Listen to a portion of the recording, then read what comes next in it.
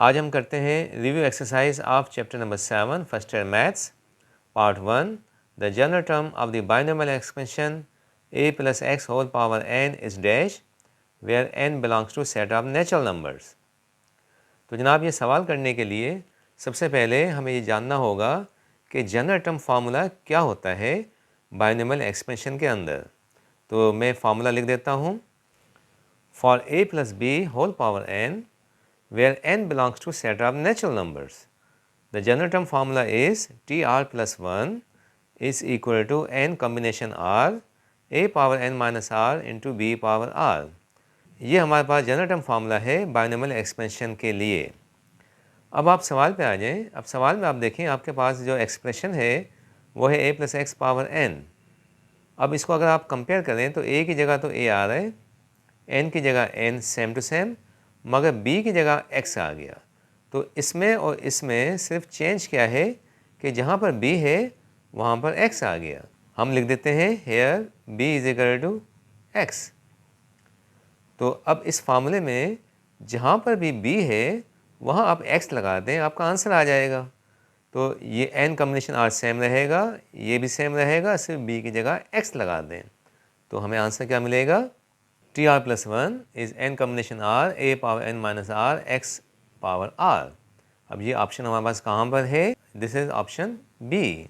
The number of terms in the expansion a plus b whole power 2n r dash. अब number of terms हमें मालूम करना है कि जब हम इसको ओपन करेंगे तो इसमें टोटल टर्म्स की तादाद कितनी आएगी।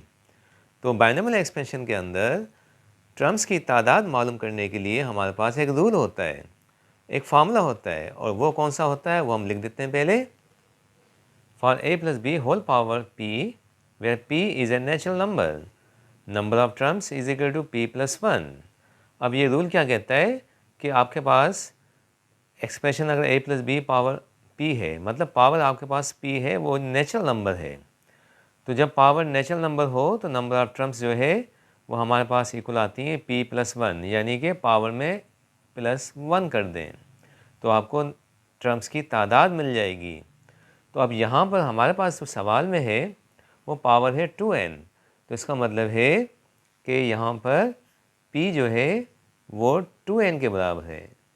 p मीन्स पावर जो कि इक्वल है 2n के। अब ये नंबर ऑफ टर्म्स का फॉर्मूला क्या है जनाब, और p की वैल्यू कौन सी है? 2n plus 1। तो अब आपके पास आंसर क्या आएगा? ऑप्शन बी आएगा। अब उसके बाद हम आ जाते हैं पार्ट 3 पे। In the expansion a plus X power n the exponent of x decreases from n to 0, increases from 0 to n, remains n everywhere, become 0 at the end. अब ये सवाल करने के लिए तो सबसे पहले हम जो है इसको बाइनोमियल थ्योरम की मदद से एक्सपेंड कर देंगे और फिर हम चेक करेंगे कि कौन सा ऑप्शन सही है। तो हम इसको बाइनोमियल फार्मूले की मदद से ओपन कर लेते हैं, एक्सपेंड कर लेते हैं। ये हमने बाइनोमियल थ्योरम की मदद से ओपन कर लिया है। इस एक्सप्रेशन को बाइनोमियल थ्योरम की मदद से हमने इसको एक्सपेंड कर दिया है। अब इसमें आप देखें कि x के पावर क्या आ रहे हैं? x पावर n है, यहाँ x पावर 3 है, 2 है, 1 है, और यहाँ पर x नहीं है तो इसका मतलब x पावर 0 है। तो अब आप एक्सपोनेंट्स ऑफ x आप देख लें कौन कौन से हैं आपके पास। Exponents of x, first 0, then 1, then 2, then 3 and up to n। 0, 1, 2, 3 up to n। अब ये आपके पास एक्सपोनेंट्स आ गए किसके? x के। तो अब आप इसमें देखें क्या ये इंक्रीज़ हो रहे हैं, क्या ये डिक्रीज़ हो रहे हैं, क्या हो रहे हैं? तो हम देख रहे हैं कि ये इंक्रीज़ हो रहे हैं। 0 से 1, 1 से 2, 2 से 3 अप टू n। तो इंक्रीजेज फ्रॉम 0 टू n। तो ऑप्शन कौन सा सही है हमारे पास? Option B is right. Part 4 पे आ जाते हैं। Middle term in the expansion of a plus B whole power 2n is dash. अब यहाँ पर बात हो रही है मिडिल टर्म की कि इसमें मिडिल टर्म जो है आपका कौन सा टर्म होगा मिडिल टर्म। कि यहाँ पर एक बात आप नोट कर लें, ये 2n जो पावर है ये इवन नंबर है। तो जब पावर इवन नंबर हो तो जनाब मिडिल टर्म कौन सा होता है उसका एक रूल है, वो मैं रूल लिख देता हूँ यहाँ पर। For a plus B power p if p is even then middle term is p plus 2 upon 2th term। अब ये रूल कहता है कि अगर पावर जो है आपके पास p जो पावर है अगर वो इवन है तो मिडिल टर्म एक ही निकलती है और उसको भी निकालने का फार्मूला होता है p plus 2 upon 2th term। अब यहाँ पर आप सवाल में आप देखें कि पावर कौन सा है, तो सवाल में हमारे पास जो पावर है वो आप देख सकते हैं वो है 2n। तो हम लिख देते हैं hair power p is 2n और 2n क्या है हमारे पास, ये इवन है। तो जब पावर इवन होता है तो मिडिल टर्म निकालने का तरीका ये होता है हमारे पास। तो मैं शॉर्ट में लिख देता हूँ mt मतलब मिडिल टर्म। तो जनाब मिडिल टर्म किसके इक्वल होगा, p plus 2 upon 2। तो p plus 2 upon 2 का मतलब है p की वैल्यू है 2n, 2n plus 2 upon 2। तो अब आप यहाँ से 2 कॉमन ले लें तो n plus 1 upon 2 आ जाएगा, 2 कैंसिल, तो आपके पास आ जाएगा n plus 1th टर्म। ये आपका आंसर आ गया n plus 1th टर्म। तो n plus 1th टर्म आपके पास कौन सा ऑप्शन है, उस पर आप टिक लगा दें, option B is the correct option. अब हम आ जाते हैं पार्ट 5 पे। The term independent of x in the expansion of a plus 2x power n is dash. अब यहाँ पर हमें कहा गया है कि बताएं कि इसके अंदर जो है कौन सी टर्म है जो कि x से आज़ाद हो, यानी कि उसमें x मौजूद ना हो। तो जनाब ये मालूम करने के लिए, ये चेक करने के लिए हम पहले क्या करते हैं कि इसका जनरल टर्म फार्मूला लिखते हैं। तो अब जनरल टर्म फार्मूला जनाब इसमें क्या होगा, now let's see. TR plus 1 is equal to n combination r a power n minus R into 2x power r। अब ये जनरल टर्म फार्मूला है इस एक्सप्रेशन के लिए। तो याद रखें कोई भी टर्म x से आज़ाद तब होती है जब उसका पावर 0 हो जाए। तो अब x के ऊपर कौन सा पावर है, r है, तो ये जो पावर है ये 0 होगा तो ये टर्म x से आज़ाद हो जाएगी, इंडिपेंडेंट ऑफ x हो जाएगी। अब मैं यहाँ लिख देता हूँ the term will be independent of x if power of x is equal to 0। कि जनाब ये जो टर्म है ये x से आज़ाद तब होगी जब x का पावर 0 आ जाए। तो x का पावर अभी कौन सा है, r है, तो ये r 0 के इक्वल होना चाहिए। तो हम लिख देते हैं that is r is equal to 0। अब अगर r 0 है तो फिर ये टर्म कौन सी होगी, तो जनाब टर्म होगी TR plus 1। तो यहाँ पर r की वैल्यू है 0 plus 1, तो ये आपके पास हो गया T1। T1 का मतलब है फर्स्ट टर्म। तो आपके पास जो आंसर आएगा वो आएगा फर्स्ट टर्म, ऑप्शन ए। अब आ जाते हैं पार्ट 6 पे हम। The coefficient of the last term in the expansion 2 minus x power 7 is dash. अब यहाँ बात जो हो रही है, यहाँ जो बात हो रही है वो हो रही है लास्ट टर्म की। अब आप सबसे पहले देखें कि यहाँ पर पावर है 7। तो पावर 7 है तो इसका मतलब है कि इसकी जो टर्म्स की तादाद होगी वो एक ज़्यादा होगी, यानी कि 8 टर्म्स होंगी। तो इसकी टोटल जो टर्म्स हैं वो 8 हैं। तो आखिरी टर्म कौन सी होगी, टर्म नंबर 8 होगी। तो लास्ट टर्म इज़ T8। अब हम इसका आंसर निकाल लेते हैं। सबसे पहले इसको ब्रेक कर दें, तो ये ब्रेक ऐसे हो जाएगा 7 plus 1 और उसके बाद हम इसमें जनरल टर्म फार्मूला अप्लाई कर लेते हैं। अब हम कैलकुलेटर यूज़ कर लें, 7 कॉम्बिनेशन 7 का आंसर क्या आता है, तो कैलकुलेटर की मदद से इसका आंसर आएगा 1 और ये हो जाएगा 2 पावर 0 और पावर ऑड है तो इसमें क्या होगा कि ये हो जाएगा माइनस x पावर 7। तो ऑड में जो है माइनस बाहर आ जाता है। तो अब इसमें देखें ये हो जाएगा 1, 2 power 0 means 1 into minus x power 7। तो आपका आंसर आएगा -1 इंटू एक्स पावर 7। तो यहाँ पर कोफिशिएंट कौन सा है, ये लास्ट टर्म आ गई ना, तो इसका कोफिशिएंट कौन सा है, तो कोफिशिएंट इसका है -1।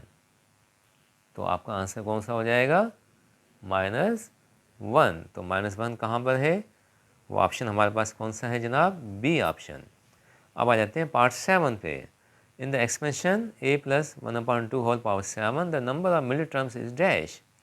अब यहाँ पर हमें मिडिल टर्म्स की तादाद मालूम करनी है। तो जनाब मिडिल टर्म की तादाद क्या होती है, उसका रूल क्या होता है, वो मैं रूल लिख देता हूँ सबसे पहले। If power is odd then number of middle terms is 2. If power is even, the number of middle term is 1. अब ये रूल क्या कहता है कि अगर आपके पास जो पावर है वो अगर ऑड है तो उसके मिडिल टर्म 2 निकलेंगे, और जब पावर आपके पास इवन हो तो मिडिल टर्म सिर्फ एक ही निकलता है। तो अब हमारे सवाल में पावर कौन सा है जनाब? 7। 7 मीन्स ऑड। पावर ऑड आ गया तो इसका मतलब इसमें टोटल टर्म्स की तादाद, मिडिल टर्म्स की तादाद 2 होगी। तो इसका मतलब यहाँ पर मिडिल टर्म की तादाद 2 होगी। Option B is right option. अब आ जाते हैं पार्ट 8 पे। Sum of odd binomial coefficients in expansion a + x power n is dash. अब ये सवाल करने से पहले हमें ये मालूम होगा कि सम ऑफ बाइनोमियल कोफिशिएंट क्या होता है और सम ऑफ ऑड पोजीशंट बाइनोमियल कोफिशिएंट का सम क्या होगा। तो ये बातें मैं लिख देता हूँ सबसे पहले। Sum of all binomial coefficients is 2 power n. Sum of odd positioned binomial coefficient is 2 power n minus 1. Sum of even positioned binomial coefficient is 2 power n minus 1. तो इसका मतलब क्या हुआ कि binomial expansion के अंदर जो binomial coefficients होते हैं उनका जो sum होता है वो 2 power n होता है। अब अगर वो binomial coefficient जो कि odd position पे आते हैं तो उनका sum निकालेंगे तो वो 2n minus 1 होता है, 2 power n minus 1 होता है। और वो बाइनोमियल कोफिशिएंट जो कि इवन पोजीशन पे आते हैं उनका जब सम निकालेंगे तो वो आता है 2 पावर n माइनस 1। तो ऑड पोजीशन वालों का और इवन पोजीशन वालों का सम सेम आता है और वो कौन सा होता है? 2 पावर n माइनस 1। अब हमारे सवाल में क्या है? Sum of odd binomial coefficients, यानी कि वो बाइनोमियल कोफिशिएंट जो कि ऑड पोजीशन पे आते हैं। तो उसका आंसर क्या होगा? 2 पावर n माइनस 1। तो option B is right. Part 9 n plus 1 combination 0 plus n plus 1 combination 1 plus n plus 1 combination 2 up to this is equal to dash। अब इसका हमें आंसर चाहिए। तो इसका आंसर निकालने के लिए अब हमें एक फार्मूला जानना लाजमी है। वो फार्मूला क्या होता है उसको मैं लिख देता हूँ। p combination 0 plus p combination 1 plus p combination 2 up to p combination p, result is 2 power p where p belongs to n set of natural numbers. अब ये जो फार्मूला है ये है sum of all the binomial coefficients of an expression whose power is p। अब हम इस फार्मूले को देखें और सवाल को देखें कि देखें यहाँ पर p की जगह पे n+1 आ रहा है, p की जगह पे n+1 आ रहा है, p की जगह n+1 आ रहा है। तो अकॉर्डिंग टू दिस फार्मूला तो इसका जो आंसर आएगा वो क्या आएगा? 2 पावर p मतलब n+1। Here p is equal to n+1. So required sum is 2 power p means 2 power n+1। तो ऑप्शन कौन सा सही है आपके पास? Option B. अब आ जाते हैं पार्ट 10 पे। पार्ट 10 में क्या है? The number of terms in the expansion 1 + x whole power 1.3 is dash. अब ये जो हमारे पास एक्सप्रेशन है इसमें टोटल टर्म्स की तादाद क्या आएगी कि यहाँ पर जो पावर है वो फ्रैक्शन है। तो अगर पावर फ्रैक्शन हो या नेगेटिव हो तो उसमें टर्म्स की तादाद क्या होती है वो कैसे हम जज करेंगे? मैं लिख देता हूँ यहाँ पर। If power is equal to fraction और negative then number of terms is infinity. अब ये रूल क्या कहता है कि अगर पावर फ्रैक्शन हो या नेगेटिव हो तो नंबर ऑफ टर्म्स जो हैं आपके पास वो इन्फिनिट होंगे। तो यहाँ पर आप देखें पावर क्या है? फ्रैक्शन है, 1/3 इज़ ए फ्रैक्शन। तो जब फ्रैक्शन आ गया तो इसका मतलब है इसके टर्म्स की तादाद क्या होगी? इन्फिनिट होगी। तो हमने ऑप्शन सी पे टिक लगा दिया। हम अब आ जाते हैं पार्ट 11 पे। अब यहाँ पर हमें एक सीरीज़ दे रखी है और हमें इसका आंसर निकालना है। तो ये जो सीरीज़ है ये हमारे पास एक फार्मूला है। वो फार्मूला कौन सा है मैं लिख देता हूँ यहाँ पर। अब ये दो फार्मूले हमारे पास हैं, दोनों में लेफ़्ट साइड पे सीरीज़ है और राइट साइड पे इसका आंसर है। ये हमारी किताब में भी लिखे हुए हैं। अब दोनों सीरीज़ में फ़र्क क्या है कि यहाँ पर सारे प्लस के हैं जबकि यहाँ पर साइन अल्टरनेट हैं, एक प्लस एक माइनस, एक प्लस एक माइनस। तो इसका आंसर ये आता है, इसका आंसर ये आता है। हमारे पास सवाल में जो दे रखा है वो कौन सा हमारे पास फार्मूला है? सेकंड फार्मूला है। तो इसका ऑप्शन ये आएगा 1 + x पावर -1, यानी कि ऑप्शन ए आएगा। अब आ जाते हैं पार्ट 12 पे। The expansion 1 - 2x power -2 is valid if dash. यहाँ पर कहा गया है कि द एक्सपेंशन इज़ वैलिड। अच्छा, वैलिड एक्सपेंशन इज़ वैलिड या एक्सपेंशन इज़ कन्वर्जेंट, इसका मतलब होता है कि उस एक्सप्रेशन का कोई ना कोई सम निकलेगा, कोई ना कोई फाइनाइट सम निकलेगा। तो वो सम कब निकलता है, कौन सी कंडीशन पर निकलता है, उसका एक रूल है, मैं लिख देता हूँ यहाँ पर सबसे पहले। अब ये हमारे पास रूल है।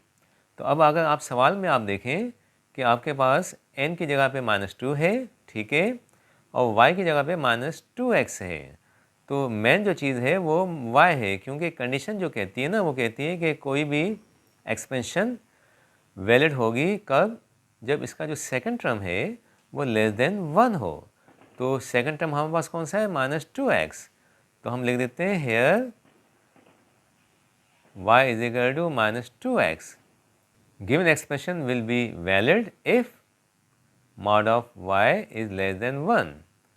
अब यहाँ y का मतलब है -2x, mod of -2x is less than 1।